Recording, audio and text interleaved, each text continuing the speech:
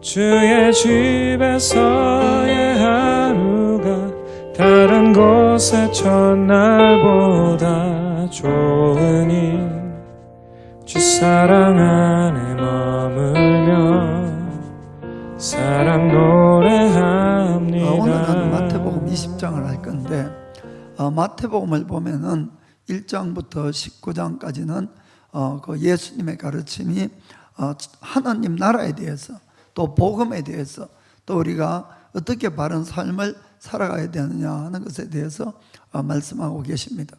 그리고 20장부터 우리가 보면은 세상의 현재 끝에 대해서 설명을 시작을 합니다. 그리고 믿더라도 구원받는 자가 있고 구원받지 못하는 자가 있고 또 천국에 대한 영원한 심판 또 영원한 이 상급에 대해서 말씀을 하고 있습니다. 그래서 오늘 우리 본문을 같이 보겠습니다. 아까부터 자꾸 본문을 보시는데 감사합니다. 자, 1절 2절 읽어봅시다. 천국은 마치 품꾼을 얻어 포도원에 들여 보내려고 이른 아침에 나간 집주인과 같으니 저가 하루 한 데나리온씩 품꾼들과 약속하여 포도원에 들여보내고. 아멘. 여기 있는 주인은 하나님을 비유할 수가 있습니다. 그리고 여기 이제 품꾼들, 일꾼들은 우리 구원받는 사람을 의미하겠지요. 그리고 한 데나리온씩 이렇게 약속했다는 것은 우리에게 영원한 생명을 약속했다 이렇게 할 수가 있습니다. 이 주인은 아침 일찍 나갔다고 이렇게 되어 있습니다. 그것은 하나님이 우리 인간을 정말 사랑하셔서 구원하시려는 그 강한 의지가 그 안에서 우리가 볼 수가 있습니다. 그리고 이 주인이 이 품꾼들을 불러오는데 그들을 포도원에서 일을 시키기 위해서 불러오는 겁니다. 고용을 하는 것이죠. 그렇기 때문에 우리가 예수를 믿고 구원받아서 영원한 생명을 얻으면 끝이 아니라는 겁니다. 그것이 아니고 주님이 우리를 부르시는 목적은 포도원에서 일하도록 불렀다는 것도 꼭 기억하시기 바랍니다. 그래서 우리 크리스찬들은 각자의 사명이 있다는 것을 깨닫고 하셔야 됩니다. 그리고는 이제 그 다음에 또 시간을 3절부터 5절 보겠습니다. 또 제3시에 나가보니 장터에 놀고 섰는 사람이 또 있는지라 저희에게 이르되 너희도 포도원에 들어가라 내가 너에게 상당하게 주리라 하고 저희가 가고 제6시와 제9시에 또 나가 그와 같이 하고. 아멘. 여기 시간에 대해서 잠깐 말씀드리겠는데 유대인들은 시간이 아침 6시를 0시로 시작을 합니다. 그렇게 해서 저녁에 6시가 12시가 되는 겁니다. 그렇게 해서 하루를 시간을 그렇게 하고 있습니다. 그런데 일본어 성경에는 아침에 이제 9시, 12시, 오후 3시 이렇게 되어 있는데 한국어 성경은 3시라 되어 있는 것은 3시에다가 플러스 얼마 해야 될까요? 6을 해야 됩니다. 그러면 9시, 12시, 오후 3시 이렇게 되는 거죠. 그렇게 해서 그 주인이 아침에 갔는데 또 9시에 나가도 12시에 가도 오후 3시에 가도 여전히 사람들이 놀고 이렇게 있었던 겁니다. 그래서 당신들도 여기 있지 말고 포도원에 들어가 일을 하라 이렇게 이야기를 했습니다. 그리고는 또 오후 5시에 나가봤습니다. 6절 7절 보겠습니다. 6절 7절. 또 제11시에도 나가보니 섰는 사람들이 또 있는지라 가로되 너희는 어찌하여 종일토록 놀고 여기 섰느냐 가로되 우리를 품꾼으로 써낸 이가 없음이니이다. 가로되 너희도 포도원에 들어가라 하니라. 아멘. 이제는 11시 즉 이 오후 5시를 이야기하는데 그때는 일할 수 있는 시간이 1시간밖에 없는 겁니다. 그런데도 이 주인은 그 품꾼을 불러서 포도원에 넣은 것이 이것은 한 데나리온 주면은 손해입니까 이익입니까? 하루 종일 일한 것 비하면은 아주 손해겠죠. 그러나 주인은 자기를 생각한 것이 아니고 그 품꾼을 생각해서 포도원에 들어가서 일을 하라 이렇게 이야기하는 걸 볼 수가 있습니다. 그리고는 이제 오후 6시에 일이 끝나고 사람들은 이제 불러서 임금을 이렇게 주기 시작을 했습니다. 자, 8절부터 12절 보겠습니다. 저물매 포도원 주인이 청지기에게 이르되 품꾼들을 불러 나중 온 자로부터 시작하여 먼저 온 자까지 싹을 주라 하니 제 11시에 온 자들이 와서 한 데나리온씩을 받거늘 먼저 온 자들이 와서 더 받을 줄 알았더니 저희도 한 데나리온씩 받은지라. 받은 후 집주인을 원망하여 가로되 나중 온 이 사람들은 1시간만 일하거늘 저희를 종일 수고와 더위를 견딘 우리와 같게 하였나이다. 그래서 임금을 정산을 하는데 나중 온 사람들은 약속대로 한 데나리온을 받았어요.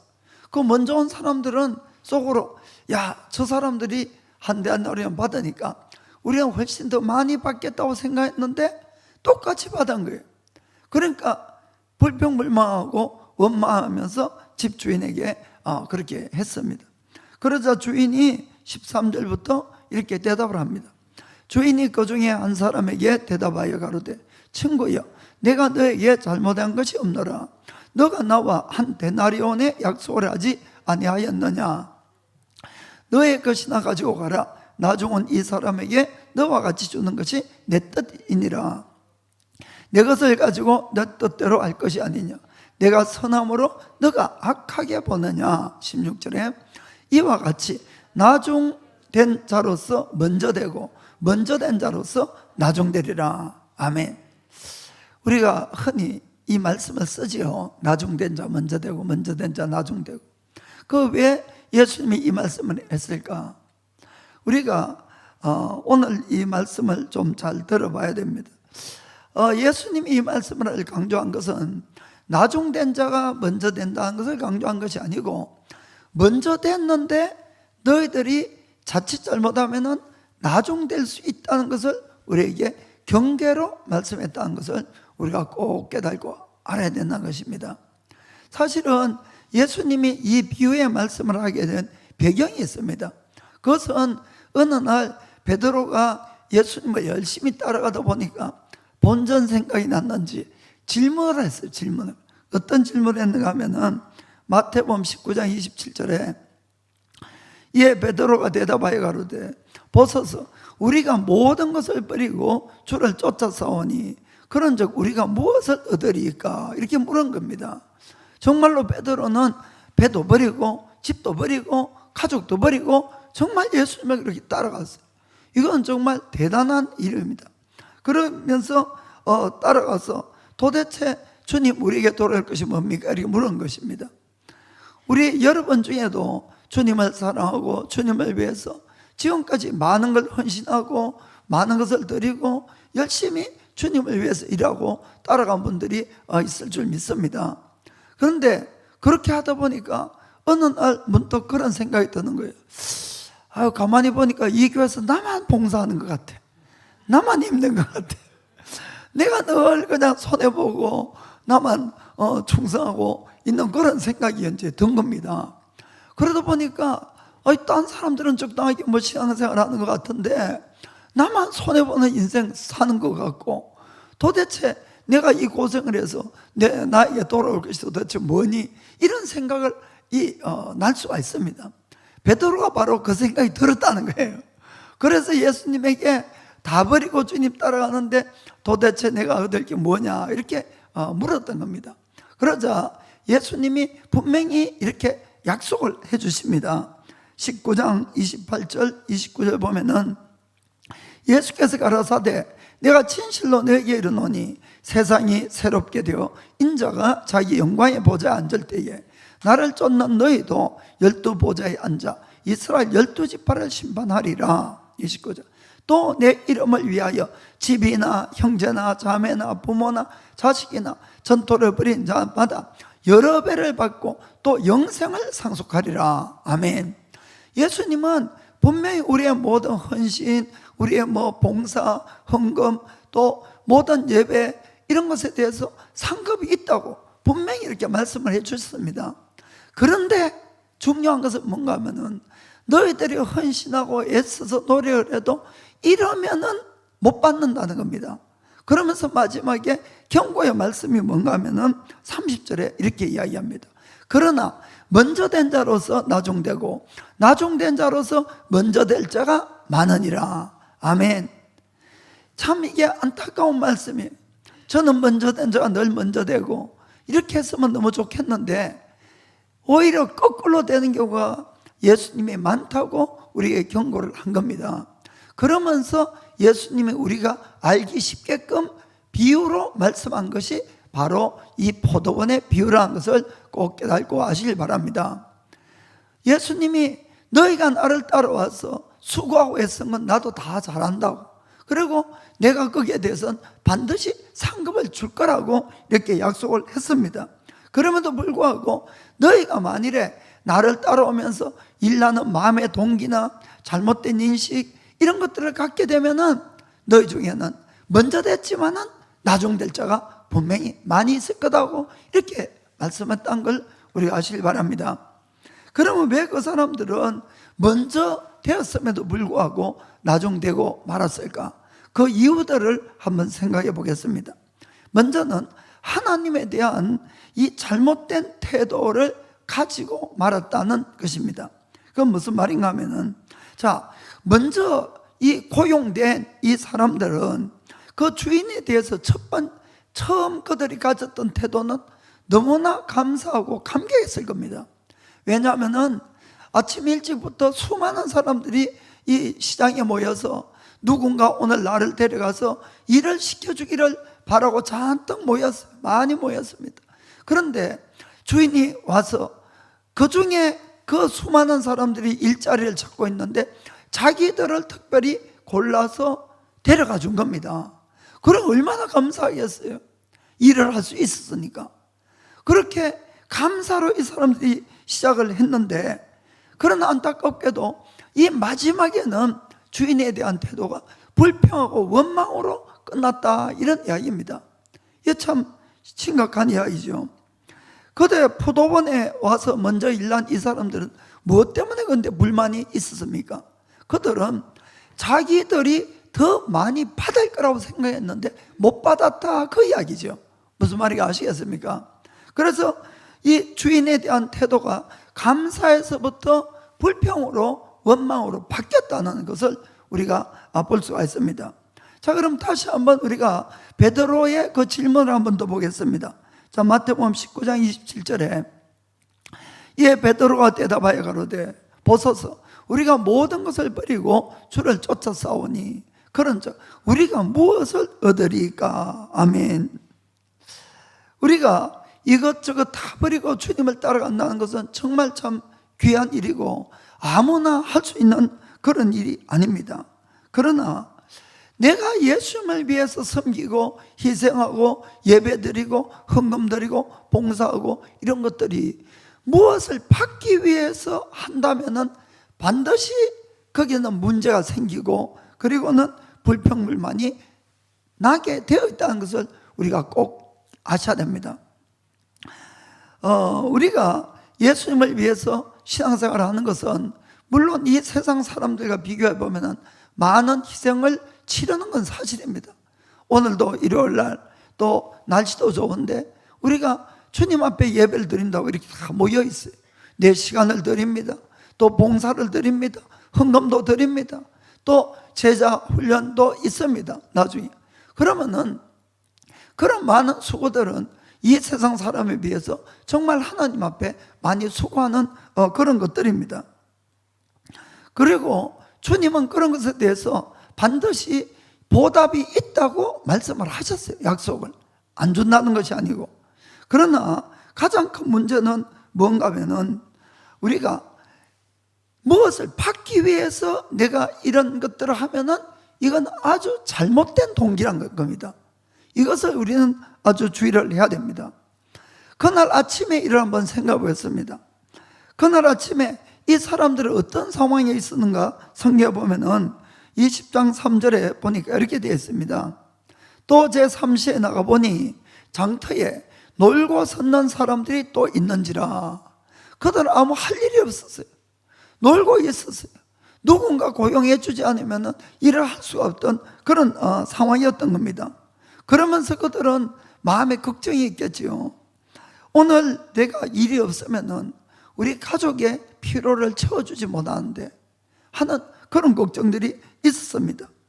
그래서 오늘도 내가 이 일을 할 수 있을까 하는 걱정 속에 있을 때에 그 많은 사람 중에서 자기가 택함을 받고 그리고 일을 할 수 있었다는 겁니다. 그때는 그들이 너무나 기뻤을 거예요.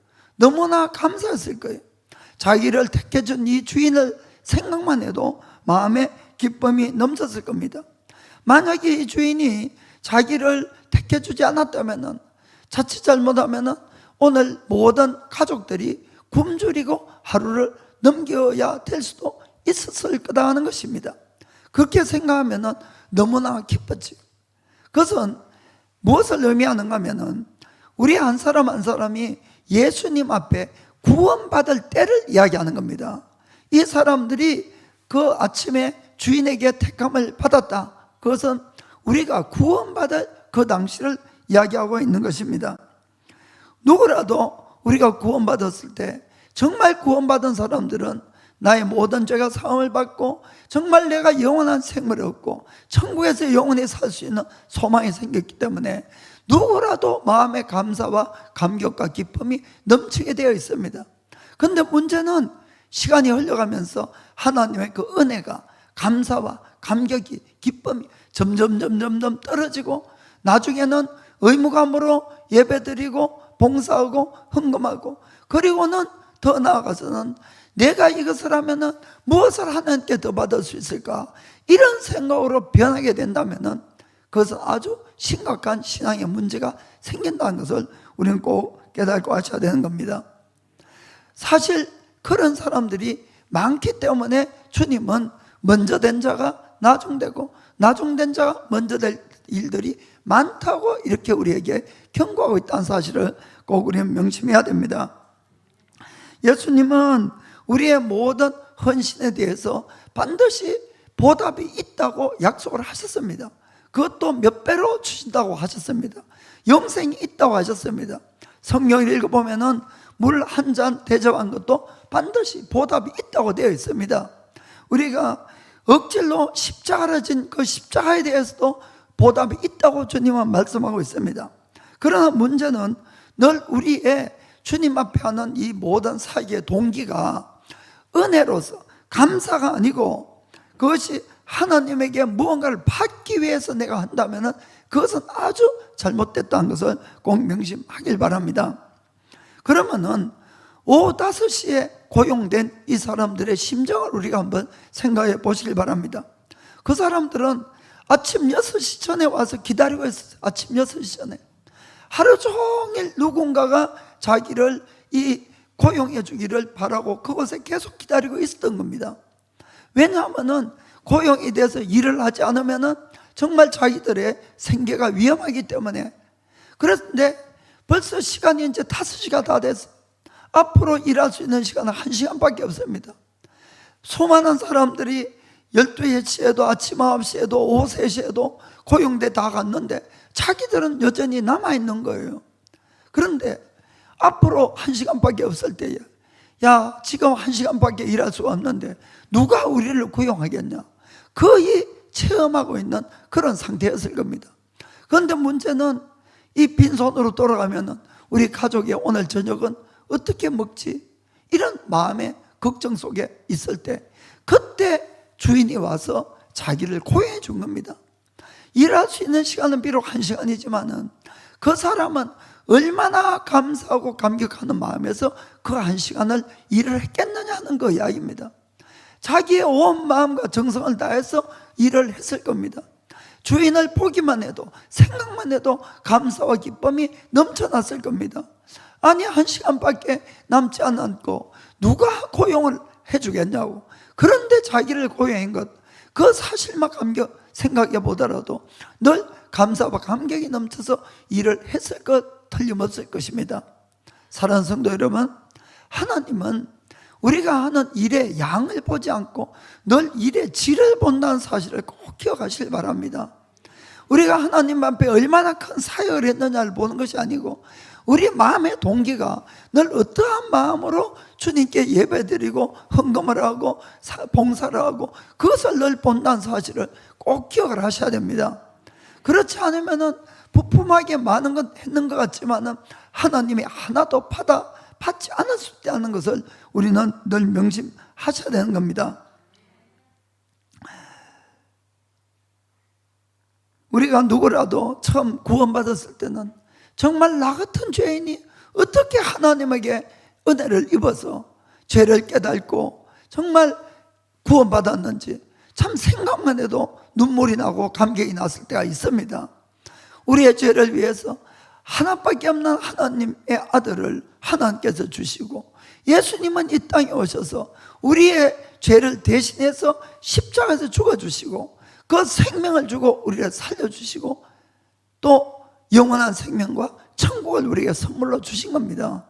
그러면 그것을 생각만 해도 얼마나 감격스럽고 감동적으로 우리가 신앙생활을 시작을 합니까?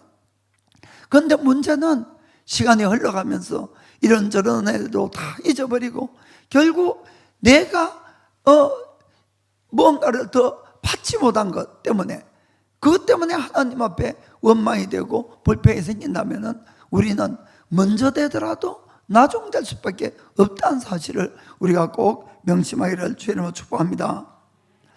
어떤 분들은 예수님을 믿으면 천국 가기 때문에 자 그러면은 내 인생을 마음대로 즐기고 살다가 딱 죽기 전에 예수 딱 믿는 사람이 제일 복된 사람이다, 수지 받은 사람이다 이렇게 생각하는 분들이 가끔 있더라고요. 사실은 있더라고요가 아니고 저도 그래 생각했으니까. 그러나 절대로 그렇지 않다는 걸 여러분들이 꼭 아셔야 됩니다. 예수를 먼저 믿는 것이 더 훨씬 복되다는 것을 이걸 꼭 깨닫고 하시길 바랍니다. 사실 사람은 여러분 언제 죽을지 아무도 모릅니다. 내가 예수님을 죽기 직전에 믿어서 구원받겠다고 그렇게 생각할지 몰라도 여러분 오늘 이 시간 밖에 나가서 우리에게 무슨 일이 생길지 아무도 모르는 거예요. 이거는 그렇지 않습니까? 그러면 내가 예수를 죽기 전에 믿겠다 했는데 못 믿고 죽으면 이거야말로 제일 큰일 나는 일이죠. 그런 일이 있으면 안 되고, 그리고 또 하나는 사람은 늘 마음에 불안이 있습니다. 그 불안의 가장 원인은 뭔가 하면은 죽음에 대한 두려움이라고 합니다. 죽음에 대한 무의식적으로 우리 인간에게는 죽음에 대한 두려움이 있다는 겁니다. 그러면은 내가 예수님을 믿어서 영생을 이미 얻으면은 나는 그런 두려움에서 사는 것이 아니라는 겁니다. 늘 주님 안에서 평안과 그리고 감사 속에서 또 그리고 언제 죽어도 천국에 갈 수 있는 그런 안심감 속에서 살아간다는 걸 먼저 아시길 바랍니다. 또 하나는 이 세상에서 아무리 많은 걸 손에 넣더라도 영생을 살 수 없다는 사실을 아시길 바랍니다. 그러면은 내가 이미 영생을 받았다면은 나는 이 세상에서 가질 수 있는 가장 귀한 것을 이미 손에 가지고 살아가고 있다는 사실입니다. 딴 사람들은 아무리 발버둥 쳐도 그 영생을 가지지를 못한다는 것을 우리가 알아야 되는 것입니다. 또 하나는 살아가다 보면은 우리가 얼마나 많은 문제들이 생기고 어려운 일들이 생깁니까? 우리가 기도할 수 있는 분, 우리가 의지할 수 있는 그런 아주 든든한 분이 계시는 것이 바로 믿는 자의 복이라는 것입니다. 그럼 믿지 않게 되면은 내가 기도할 것도 의지할 것도 없고 늘 내 혼자 힘으로 모든 걸 해결해 가야 되는 것입니다. 늘 걱정과 근심과 불안 속에서 살 수밖에 없다는 걸 아시길 바랍니다. 또한 먼저 믿는 사람들은 하나님을 위해서 봉사하고 또 일을 할 수 있는 많은 시간이 주어지는 겁니다. 그럼 내가 하나님을 위해서 더 많은 일을 하면은 아까 베드로가 이야기한 것처럼 천국에 가서 얼마나 더 큰 상급들을 받을 수가 있겠냐는 이야기죠. 그래서 천국에 더 많은 상급을 받을 수 있는 기회가 주어지는 겁니다. 그리고 실제로 예수님을 믿어보면 알지만은 예수님 안에만이 참된 평강과 기쁨과 감사가 있는 겁니다. 그래서 매일매일이 기쁨과 감사 속에서 살아갈 수가 있는 겁니다. 그래서 우리가 예수님을 먼저 믿는 것이 훨씬 유익이라는 사실을 꼭 여러분 깨닫길 원합니다. 사실은 저도 죽기 전에 예수 믿는 것이 제일 좋을까 이렇게 생각한 적이 있었어요. 그래서 제주에도 예수 믿는 친구들이 많아서 늘 전도하고 이렇게 했는데, 저는 예수를 믿으면은 이 수도성하고 똑같이 돼야 된다 이런 생각이 들어서, 그러면은 뭐 세상 재미도 하나도 없고 이제 다 끝나고 뭐 그렇게는 어떻게 사람이 사냐 이런 마음이 있었어요. 그래서 친구들한테 예수 믿으라 자꾸 그러면은, 야, 예수 믿으면 무슨 재미로 사냐. 그러니까 나는 죽기 전에 믿을 거니까 이제 전도 좀 그만하라고 이렇게 이야기를 했습니다. 그런데 제가 예수님 믿고 보니까 이렇게 좋을 수가 없어요. 이건 뭐 제 거짓말이 아닙니다, 여러분. 제가 거짓말해서 30년 동안 이렇게 거짓말 못하잖아요. 진짜로 저는 그래 느끼거든요. 너무 감사하고 정말 너무 좋고, 그래서 제가 이제 예수님 믿고 그런 경험이 생기니까 친구들 만나면 그래요. 야, 너들 예수도 안 믿고 무슨 재미로 사냐고. 정말 그렇습니다. 정말 사랑하는 성도 여러분, 그래서 우리는 늘 하나님과의 그 첫사랑의 감격을 회복을 해야 됩니다. 그래야만이 내 신앙생활이 늘 올바로 갈 수 있다는 것을 명심하시길 바랍니다. 주님과의 첫사랑을 꼭 회복하기를 축복합니다. 자, 두 번째는 이웃에 대한 잘못된 태도입니다. 이웃에 대한 잘못된 태도.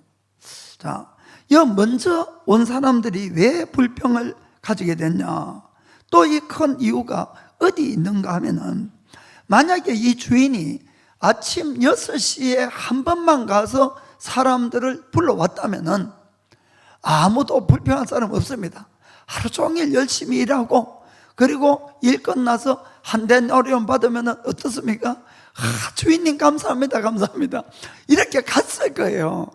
무슨 말인지 아시겠죠? 문제는 1시간밖에 일 안 한 그놈들도 똑같이 한 대란 나리온 받는 게, 이것이 견딜 수가 없는 거예요. 이것이 용서가 안 된다 이런 이야기입니다. 그럼 만약에 이 주인이 이 5시에 온 사람들, 1시간 일한 사람들을 그러면은 0.1데나리온을 줬다고 합시다. 그러면 또 괜찮을 거예요. 안심할 건데, 아니 1시간밖에 일 안 한 저것들이 12시간을 일한 우리하고 똑같이 축복을 받고 구원받고 이런 것이 도대체 견딜 수가 없다. 이것이 바로 오늘 또 이 성경의 문제점을 우리에게 지적하고 있다는 것을 아시길 바랍니다. 우리 인간 속에 아주 더러운 이 죄의 속성이 하나가 뭔가 하면은 늘 경쟁하는 것, 비교하는 그런 것들이 우리 마음에 있다 이런 이야기입니다. 말로는 세상 사람들도 여러분, 우리가 서로 도와야 됩니다, 협력해야 됩니다, 크리스찬들이 아니라도 다 알고 있어요. 다 머리로. 그래야만이 더 잘 된다는 거 다 알고 있어요. 그러나 우리 인간 속의 마음은 그렇지 않다는 겁니다. 솔직하게 우리가 예수님을 믿습니다, 우리는 하나님의 가족이 됐습니다 라고 말은 그렇게 하지만은 속에는 늘 경쟁심을 가지고 시기하고 질투가 끊어지지 않는 것이 우리라는 것도 솔직하게 인정을 해야 된다는 것입니다. 우리 중에 어떤 사람은 똑같이 예수를 믿어도 늘 남보다 내가 더 복을 받아야 되고, 남보다 내가 더 성공해야 되고, 그렇지 않으면은 내 마음이 가라앉지 않는 이런 사람들도 있고, 또 어떤 사람들은 같은 하나님의 가족이다 하면서도 누가 축복받는 것, 누가 성공하는 것 눈 뜨고 못 보는 거예요. 그 마음으로 축복하고 마음으로 축하하고 이게 안 된다 이런 이야기입니다. 늘 시기하고 질투하고 좀 잘못되면은 겉으로는 뭐 이러하지만 속으로는 기뻐하고 참 이런 마음들이 솔직하게 우리에게 있다는 것은, 이것을 주님이 오늘 우리에게 지적하고 있다는 것을 우리가 그것을 잘 깨닫고 하셔야 됩니다. 우리 인간의 이 모든 시기, 질투 이런 것들은 전부 어디서 왔는가? 성경은 이렇게 이야기를 합니다. 야고보서 3장 14절 10부터 보겠습니다.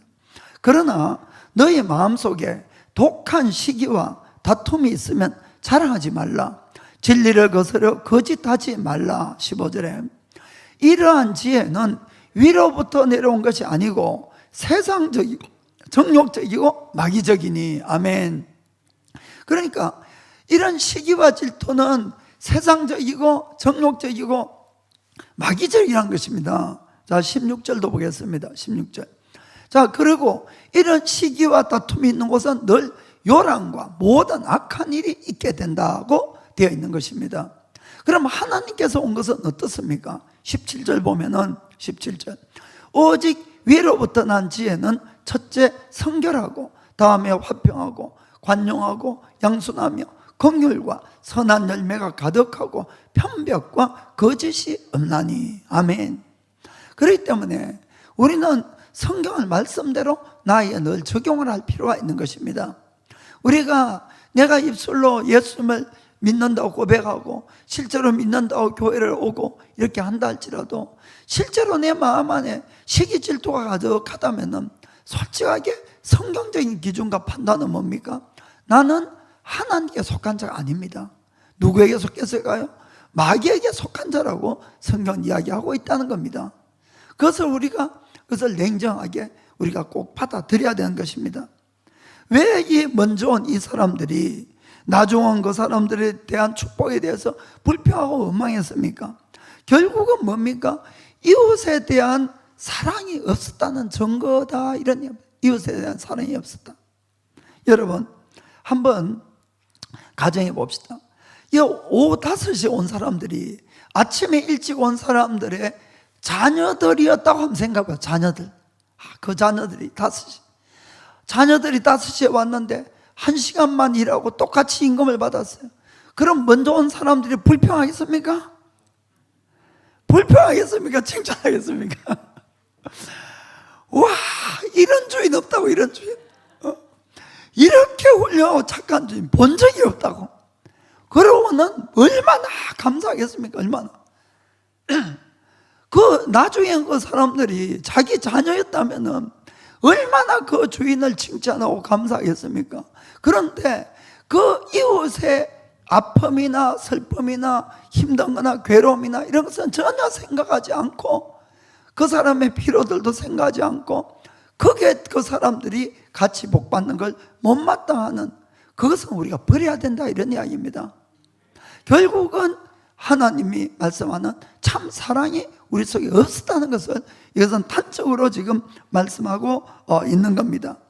결국은 예수님 믿습니다 하지만은 여전히 변화되지 못한 나의 이기적인 사랑이라면은 정말 마지막 끝은 우리가 아주 우리에게 불편한 비극을 우리가 불러올 수밖에 없다는 사실을 꼭 기억하시길 바랍니다. 대부분의 크리스찬들은 하나님을 다 사랑합니다. 하나님은 우리에게 해를 끼치지 아니하고 또 우리가 뭔가 필요가 있으면은 하나님께 간절하게 기도하고 부탁을 해야 되니까 하나님은 다 사랑합니다. 그런데 문제는 뭔가 하면은 우리가 이웃에 대해 그렇지 못하다는 겁니다. 내가 정말 참된 크리스찬이라면은 하나님은 물론 사랑하셔야 됩니다. 사랑해야 됩니다. 그러나 내 이웃도 사랑을 해야 된다는 겁니다. 사실 이거는 저도 힘든 이야기고 여러분도 힘든 줄 알고 있습니다. 그러나 그렇기 때문에 성경은 늘 우리 자신을 부인하라고 이야기합니다. 우리 자신을. 내 감정대로 아니라 우리 자신을 부인하고 하나님의 사랑 안에서 성장해 가야 된다고 성경은 말씀하고 있는 겁니다. 그래서 우리 크리스천들의 참된 성장은 여러분, 하나님에 대한 태도가 아닙니다. 어떤 면에서. 그것이 아니라 내 이웃에 대해서 내가 어떤 태도로 이 사람을 대하느냐가 실제로 나의 신앙의 참 성숙도를 측정할 수 있다고 볼 수가 있습니다. 그 이웃에 대해서 내가 얼마나 마음문을 열고 이분들을 사랑으로 받아들일 수가 있는가. 그것이 바로 실제로 우리의 참된 신앙의 성장, 성숙이라는 것을 꼭 기억하기를 축복합니다. 그러면은 그런 결과, 열매는 뭐냐?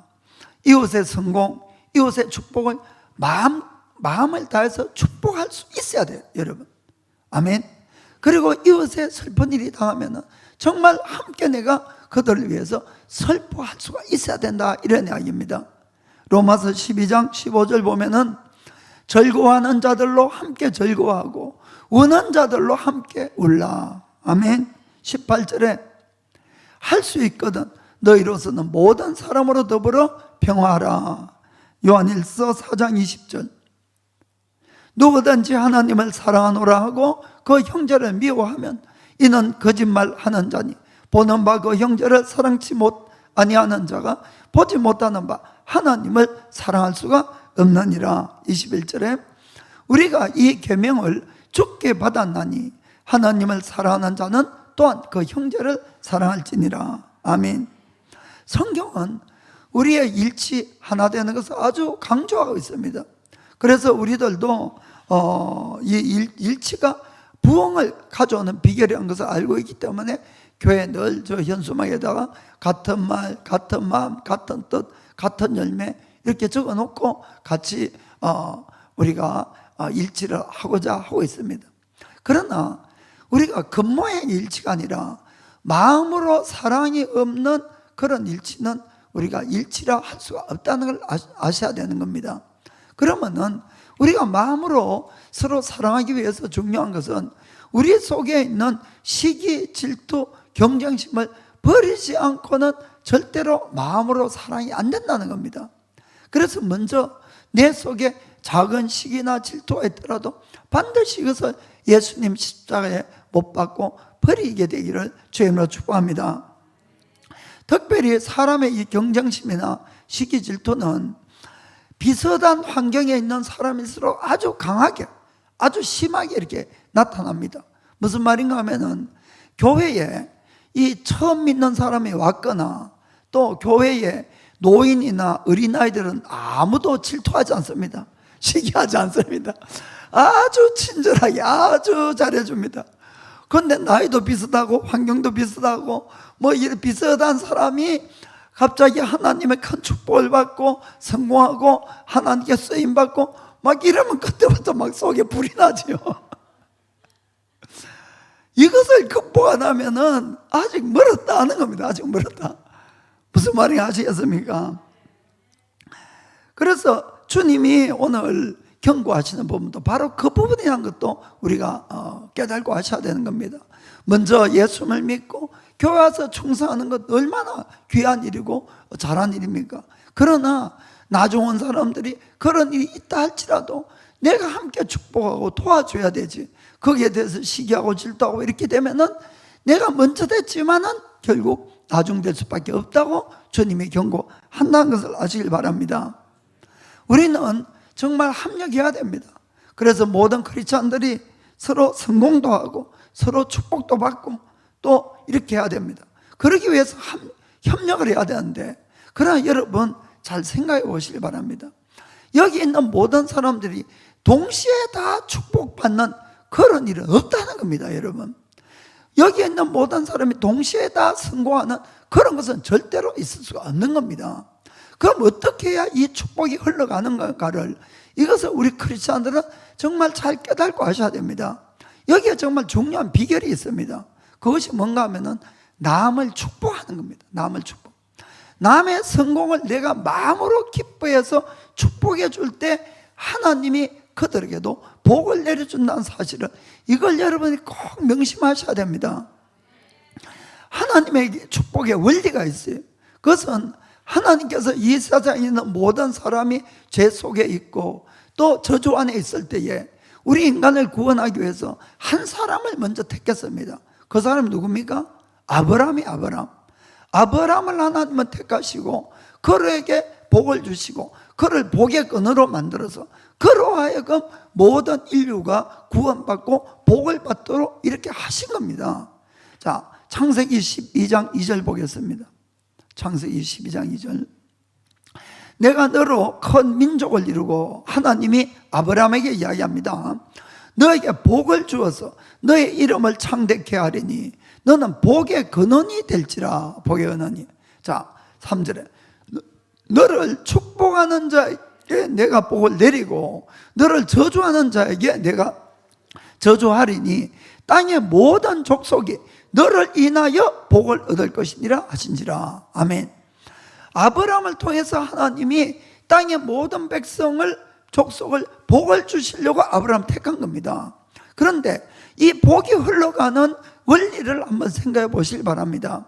하나님께 택함 받고 하나님의 복을 받은 아브라함이 누군가를 축복하면은 그 축복이 흘러간다, 이렇게 안 돼 있다는 겁니다. 그것이 아니라 아브라함이란 이 사람이 하나님께 택함을 받았고 하나님의 복을 받은 사람이라는 것을 우리들이 인정을 하고 그 아브라함을 축복할 때에 하나님의 복이 우리에게 임하게 되어 있는 겁니다. 그렇게 해서 이 복이 모든 인류에까지 가는 겁니다. 예루살렘을 축복하는 자는 복이 있다, 이렇게 되어 있는 겁니다. 아멘. 그래서 우리가 유대인을 위해서 기도하고 유대인의 복을 받기 위해서 하는 이 모든 것들은 그들만 복을 받는 것이 아니고 그들이 복을 받음으로 우리에게도 복이 하나님으로부터 흘러오기 때문에 그렇다는 것을 꼭 깨닫길 원합니다. 그래서 이 하나님의 복의 원리는 하나님으로부터 복을 받은 사람들, 하나님의 사람들을 서로 축복해 주는 데 있다는 걸, 이걸 명심하시길 바랍니다. 그래서 아브라함을 축복하면은 하나님이 그를 축복하시고, 아브라함을 누군가가 시기하고 질투해서 그를 저주하게 되면은 그에게 오히려 저주가 임하는 겁니다. 그래서 우리가 예수를 믿는 여러분 주위의 사람들을 그 성공이나 그런 그 축복을, 복을 빌어주고 또 성공하고 복을 받게 되면은 마음을 다해서 축복해 주셔야 됩니다. 그럴 때에 하나님이 우리를 기억하고 우리에게 복을 주는 겁니다. 반대로 우리가 그들을 시기하고 질투하고 잘못되길 바라고 원망하면은 그 모든 이 불화는 오히려 나에게 임한다는 것을, 그걸 우리는 정말 잘 깨닫고 하셔야 됩니다. 또 하나 큰 이유가 있습니다. 예수님을 진짜로 믿는 우리들에게 속에는 누가 있습니까? 하나님의 성령님이 와 계시는 겁니다. 그러니까 내가 누군가를 축복하면은 그 사람 속에 있는 성령님을 축복하는 거예요, 여러분. 하나님을 축복하는 겁니다. 내가 누군가를 원망하고 시기하고 질투하면은 그 속에 계신 성령님, 하나님을 내가 원망하고 내가 시기하고 질투하는 겁니다. 그럼 어떻게 복이 오겠냐 하는 이야기죠. 무슨 말인가 아시겠습니까? 그래서 우리가 마음이 힘들더라도 이것을 이겨야 된다는 겁니다. 하나님의 복의 원리를 생각해서라도 우리는 늘 남을 축복하고 남을 세워주는 그런 사람이 되기를 주님으로 축복합니다. 그렇게 될 때에 우리 자신들로 진정한 성장이 일어나고 복을 받게 된다는 것을 믿기를 바랍니다. 그래서 절대로 우리가 남을 자꾸 끌어내리면 안 됩니다, 여러분. 자꾸 세워주는 그런 분이 되기를 축복합니다. 자, 옆에 분 보고, 당신의 행복과 성공을 진심으로 축복합니다. 당신의 행복과 성공을 진심으로 축복합니다. 아멘. 자, 마지막에는 자기 자신에 대해서 잘못된 태도를 가진 겁니다. 이 먼저 온 사람의 또 하나의 큰 잘못은 이 자기의 일에 대해서, 자기의 헌신에 대해서 공로자 의식을 가지게 되었다는 이 점입니다. 자, 마태복음 20장 11절 12절 다시 보겠습니다. 받은 후에 집주인을 원망하여 가로되, 원망해서, 왜? 나중 온 이 사람들은 1시간만 일하였거늘 저희를 종일 수고와 더위를 견딘 우리와 같게 하였나이다 라고 이렇게 이야기를 했습니다. 이게 무슨 말입니까?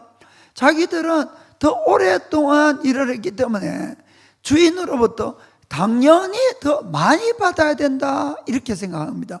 무슨 말인지 아시겠습니까? 원래는 한 데나리온 약속을 했지만은 그거는 뭐 약속이고, 자기들은 이 약속이 아니라 더 많이 일을 했으니까 더 많이 받아야 된다는 것을 당연하게 생각했다. 이것이 바로 신앙생활하면서 공로자 의식이라고 이야기를 합니다. 또 하나는 자기의, 이렇게 표현합니다. 자기의. 사랑하는 성도 여러분, 이 공로자 의식이나 자기의가 내 마음에 생기면은 이것은 우리를 완전히 파멸로 끌고 간다는 것을 꼭 기억하시기 바랍니다. 다른 사람보다 아무리 많이 충성하고 많이 하나님께 들고 헌신했다 할지라도 이런 마음이 내 속에서 자라게 되면은 나는 은혜에서 떨어지게 된다는 것을 우리가 아시기 바랍니다. 내 속에 아무 기쁨도 없고 감사도 없고 원망만 자꾸 생기게 되는 것이에요. 무슨 뜻인가 하면 공로자 의식은 하나님의 은혜보다도 내가 하나님 앞에 드리고 하나님 앞에 일한 것이 더 크다고 생각되는 마음입니다. 무슨 말인가 아시겠죠? 그렇게 되면 우리 신앙생활은 끝나는 거예요. 사실은 그때부터는 아무리 드려도 그것은 나의 원망의 재료밖에 안 되지 하나님께 감사와 기쁨이 안 된다는 것을 우리가 아셔야 됩니다. 우리가 분명히 깨닫고 알아야 되는 것은 내가 죄사함을 받고 구원받고 영원한 생명을 얻은 것, 천국에서 영원히 살 수 있는 이 모든 것들, 그리고 내가 하루하루를 건강하게 살고 내 모든 생활들이 지켜지고 하는 이 모든 것들이 전부 하나님의 은혜라는 것을 꼭 명심하셔야 됩니다. 하나님의 은혜. 여러분, 은혜라는 뜻이 뭡니까? 은혜는 공짜로 받는 것을 은혜라고 합니다. 내가 받을 수 있는 자격이 있어서 받는 것이 아니고 주는 사람이 그 사람을 불쌍히 여기고 또 사랑해서 공짜로 주니까 은혜라는 표현을 쓰는 겁니다. 내가 일해서 받는 건 대가라고 합니다. 대가. 그런데 하나님의 은혜는 여러분 절대로 우리가 돈을 주고 살 수 있는 것이 아니라는 거 아시기 바랍니다. 여러분, 죄사함을 받는 것, 영원한 생명을 얻는 것, 영원히 천국에 가는 것, 어떻게 우리가 돈을 주고 살 수가 있겠습니까? 살 수 없기 때문에 하나님은 우리를 불쌍히 여기시고 사랑하셔서 공짜로 주신 거예요. 공짜로. 그래서 은혜다 이렇게 이야기를 합니다. 그래서 우리가 신앙생활하는 이 목적, 하나님께 예배를 드리고 또 봉사하고 헌금을 하고 하는 이 모든 것들은 왜 합니까? 더 받으려고 하는 것이 아니고 하나님의 그 은혜가 너무너무 크다 보니까 너무 감사해서 드리는 것에 불과하다 이런 이야기입니다. 여러분, 이것을 여러분이 정말 명심하셔야 됩니다. 그런데 만약에 우리가 이것을 하나님께 드리는 이런 모든 것들이 은혜보다도 내 공로가 더 커지면은 그때부터 내 마음이 변화가 되고 원망이 나고, 하나님 내가 이렇게까지 열심히 하고 이렇게까지 주님 앞에 드렸는데 어떻게 하나님이 이럴 수가 있냐고, 이런 마음이 덧나는 겁니다. 여러분, 절대 이것은 있을 수가 없는 일이에요. 무슨 말인지 아시겠습니까? 우리가 그래서 항상 가져야 될 이 의식은 공로자 의식이 아니라 빚진 자 의식이에요. 빚진 자 의식. 여러분, 여기 있는 모든 사람들, 저도 마찬가지고, 우리 어느 하나 내가 바르게 내가 살아가서 구원을 얻은 것이 아니지 않습니까? 죄인인 우리를 구원하기 위해서 하나님의 아들이 친히 이 땅에 오셔서 나를 대신해서 십자가에 죽어 주셨기 때문에 나에게 구원의 길이 열리고 내가 믿어 구원을 얻은 겁니다. 그러면은 여기 있는 모든 사람은 예수님에게 영원한 생명의 빛을 지고 있다는 사실을 꼭 명심하셔야 됩니다. 우리가 그 생명의 빛을 무엇으로 갚을 수가 있습니까? 아무리 갚아도 갚을 수가 없습니다.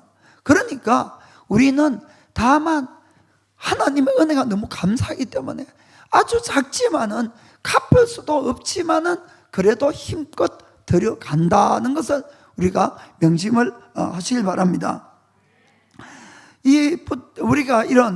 우리가 빚진 자 의식을 가지게 되면은 그 사람은 절대로 넘어지지 않습니다. 늘 겸손한 마음을 가집니다. 늘 주님께 드리고도 이것밖에 못 드려서 하는 그런 마음 때문에 늘 감사와 기쁨이 끊어지지 않고 신앙생활을 할 수 있다는 것을 꼭 깨닫길 바랍니다. 그런데 문제는 좀 전에 이야기했던 것처럼 자기가 하나님 앞에 한 이런 것들이 하나님의 은혜보다도 더 커져버리는 수가 내 마음에는 있다, 이런 이야기입니다. 절대로 그렇지 않는데도 불구하고 그렇게 되면은 여러분, 내 속에서 나오는 게 뭡니까?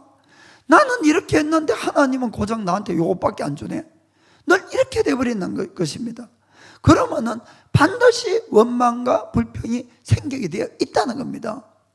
그래서 하나님의 하신 은혜나 또 이웃의 한 모든 것은 늘 작아 보이고 내가 한 것은 늘 커 보이고, 그러니까 불평이 나오고, 또 그리고 하나님이나 우리 이웃보다 내가 늘 교회에서 손해만 보는 것 같고 그런 마음이 생기니까 원망과 불평이 생길 수밖에 없다는 것을 여러분들이 이걸 정말 잘 깨닫고 하셔야 됩니다. 사도 바울은 평생 하나님 앞에 정말 겸손하게 늘 감사를 가지고 자기의 모든 것을 드려왔습니다. 그 비결이 뭔가 하면은 빚진 자 의식이란 겁니다. 바울이 가지고 있는 빚진 자 의식. 바울처럼 복음을 위해서 정말 그렇게 수고하면서 복음을 위해 일한 분도 참 드물 것 같습니다. 바울처럼 복음을 위해서 고난과 박해를 받은 그런 분들도 아주 드물겠죠. 그럼에도 불구하고 바울은 늘 하나님 앞에 감사함으로 겸손함으로 늘 이렇게 섬겨왔습니다. 그 이유가 어디에 있습니까? 로마서 1장 14절 보겠습니다. 헬라인이나 야만이나 지혜 있는 자나 어리석은 자에게 다 내가 빚진 자라. 아멘. 빚진 자란 이 의식, 빚진 자. 그래서 15절에 보니까 빚진 자이기 때문에 그러므로 나는 할 수 있는 대로 로마에 있는 너에게도 복음 전하기를 원하노라. 아멘. 내가 예수님에게 진 그 빚이 얼마나 크면은 이 빚을 내가 다 갚을 수가 없기 때문에 나는 어제도 일하고 오늘도 일했지만 내일도 또 복음을 위해서 일을 할 수밖에 없다는 겁니다. 이 빚을 갚아야 되니까. 아멘. 우리가 하나님 앞에 이 빚진 자 의식을 가지고 있어야 되는 겁니다. 그래야만이 늘 낮은 마음에서 끝까지 주님 앞에 잘 달려갈 수가 있는 겁니다. 사랑하는 성도 여러분, 우리는 절대로 하나님의 은혜 없이는 하루도 살아갈 수 없는 존재라는 것을 꼭 깨닫길 바랍니다.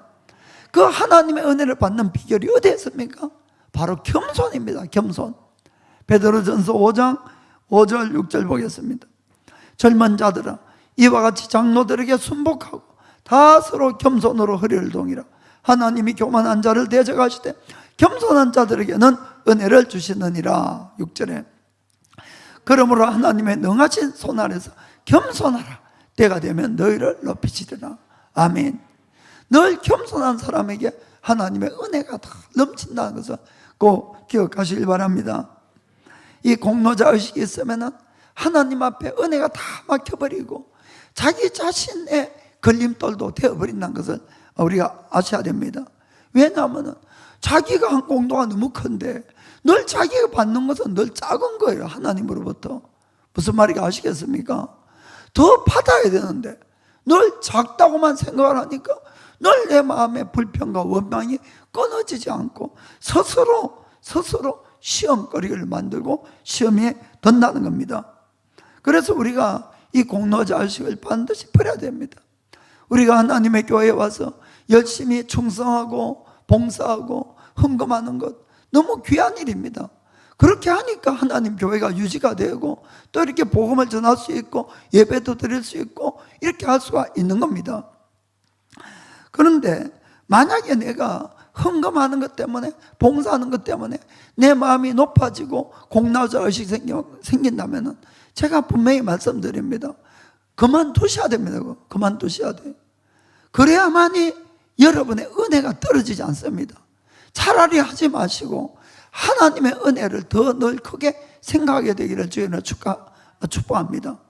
그래서 늘 우리는 낮은 마음이 있어야 됩니다.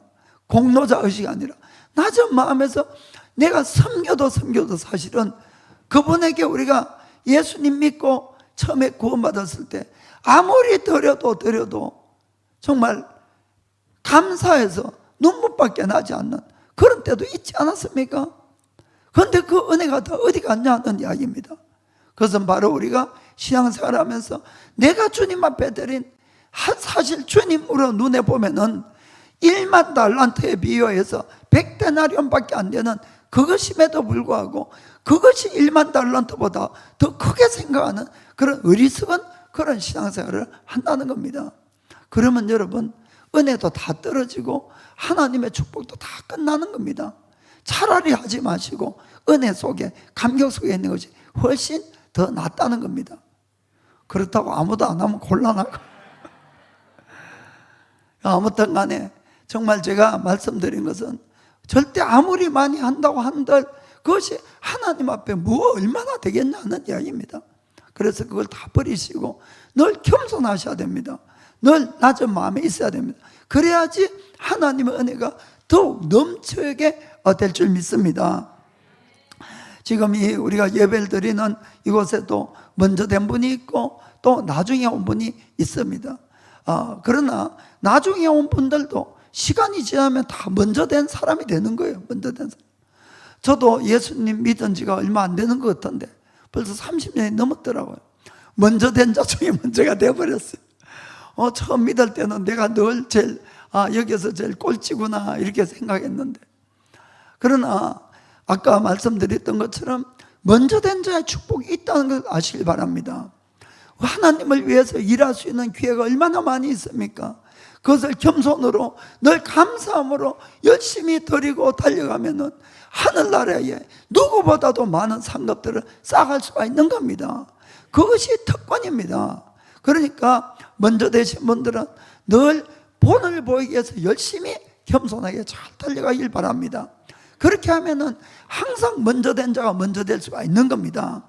그런데 만약에 우리 중에 먼저가 됐음에도 불구하고 하나님의 이 구원의 은혜를 다 까먹고 다 잊어버리고 자기가 하나님 앞에 한 조그마한 그 일들에 대해서 우리가 대가를 바란다든지 또 우리가 이웃에 대한 이 축복이나 성공에 대해서 자꾸 시기 질투하고 부정적인 마음을 갖게 되거나 또 자기가 한 일에 대해서 어떠한 공로자 의식을 내가 갖게 된다면은 주님이 오늘 경고한 대로 나중된 자가 먼저 되고 먼저 됐지만은 결국 나중에 될 수밖에 없는 그런 비극을 맞이하게 되는 겁니다. 이런 일이 절대로 없기를 예수님의 이름으로 축복합니다. 자, 기도하겠습니다. 나의 평생에 단 한 가지 소원, 주의 아름다우신 보며 사랑 노래하는 것.